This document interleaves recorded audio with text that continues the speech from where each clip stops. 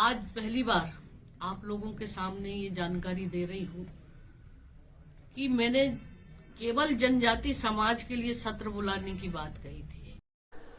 नमस्कार दोस्तों, मैं भूपेंद्र मिश्रा स्वागत करता हूं आप सभी का हमारे यूट्यूब चैनल में। दोस्तों, हमारे छत्तीसगढ़ की राज्यपाल महोदया अब तक छत्तीसगढ़ आरक्षण संशोधन विधेयक पर क्यों साइन नहीं कर रही थी, इसके ऊपर उन्होंने अपना चुप्पी तोड़ दिया है और उनका स्पष्ट रूप से कहना है कि उन्होंने मुख्यमंत्री को या छत्तीसगढ़ सरकार को ये कहा था कि आदिवासियों का आरक्षण कम किया गया था, उसे बढ़ाने की बात उन्होंने कही थी, ना कि ओबीसी का आरक्षण बढ़ाना और एससी का आरक्षण कम करना। इसके बारे में उन्होंने कुछ भी नहीं कहा था।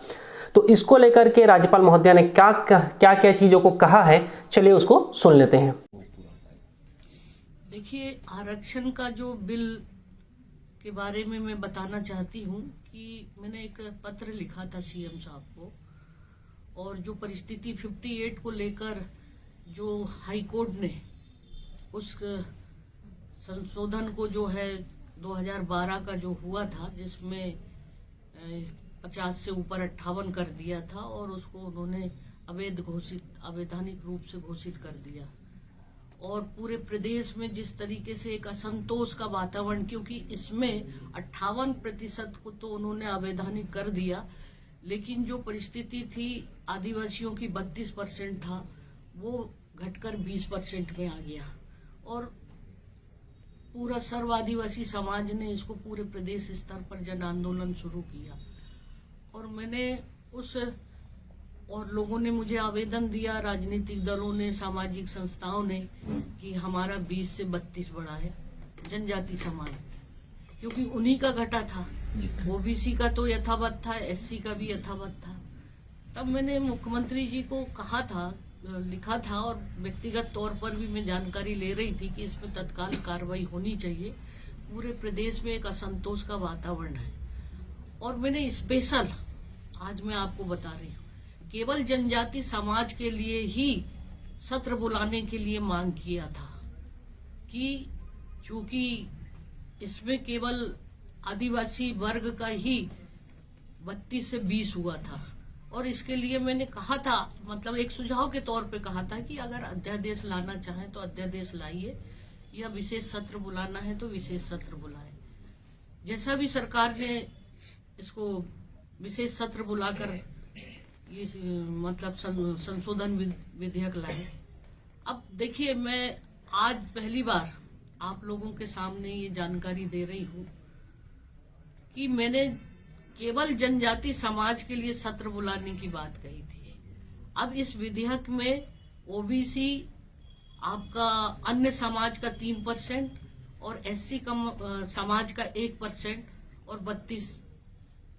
तो ऐसी परिस्थिति में मेरे सामने अब ये आ गया कि जहां 58% पर कोर्ट अवैधानिक घोषित करता है, तो ये बढ़कर 76 हो गया। अगर केवल आदिवासी जनजाति समाज का ही संशोधन होता 20 से 32, तो मेरे लिए तत्काल हस्ताक्षर करने में कोई दिक्कत नहीं थी, क्योंकि उसका जो परसेंटेज है,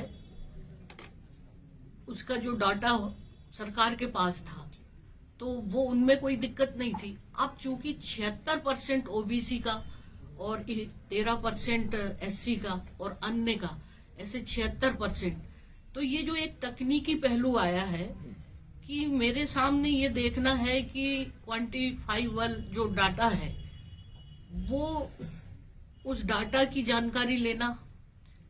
दूसरी बात है कि जो अन्य समाज का जो हुआ 3% का, उसमें किस तरीके का ये डाटा तैयार किया है। तीसरा, ये तमाम जो है ट्राइबल का जो रोस्टर की तैयारी क्या है, क्योंकि ये सब 2012 की है, तो इनका रोस्टर बना कि नहीं। कल को भविष्य में फिर वैसी ही स्थिति हो जाएगी, जहां 58% को पर कोर्ट जब उसको अवैधानिक करता है, तो 76% की स्थिति में क्या होगा आप बताइए। ये, और मैं आज अगर दस्तखत करती हूँ तो फिर स्थिति वैसी ही हो जाएगी। तो मैं ये जानना चाहती हूँ कि सरकार ने क्या आधार मानकर इस का इतना ज्यादा आरक्षण बढ़ाया है, और ऐसी परिस्थिति में अगर मामला फिर उलझ जाएगा तो न एससी को फायदा होगा और न ही इसमें ओबीसी को या जनरल को, न एसटी को। तो साथ में मेरे सामने एक और चीजें सामने आई है, बहुत सारे सभी समाज के लोगों ने दिया, एससी समाज के लोगों ने, ओबीसी समाज के लोगों ने, अदर अन्य जो है ईडब्ल्यूएस के जो लोग हैं और एसटी, एससी, ओबीसी, सबने मुझे इस मामले में आवेदन देकर कहा है कि इस विधेयक पर आप जांच करें कि ये विधेयक में उनकी अपनी मांग है। तो विभिन्न आवेदनों का भी मैं परीक्षण कर रही हूँ, एकदम बिना सोचे समझे, एकदम हस्ताक्षर। तो क्योंकि इसमें सभी लोगों ने आपत्ति लगा दी है जो मेरे पास ज्ञापन आए हैं, तो मैं वो सब चीजें देख रही हूँ और वो तमाम चीजों से मैं संतुष्ट हो जाऊं, क्योंकि ये मामला अब बहुत बड़ा हो गया है। केवल ट्राइबल का 32-20 वाला रहता तो मुझे कोई दिक्कत नहीं थी। तो इसी कारण ये विधेयक को अभी मैं हस्ताक्षर नहीं कर रही। दोस्तों, आप लोगों ने हमारे छत्तीसगढ़ की राज्यपाल महोदया को सुना। आपका क्या विचार है नीचे कमेंट करके जरूर बताइएगा। Thank you.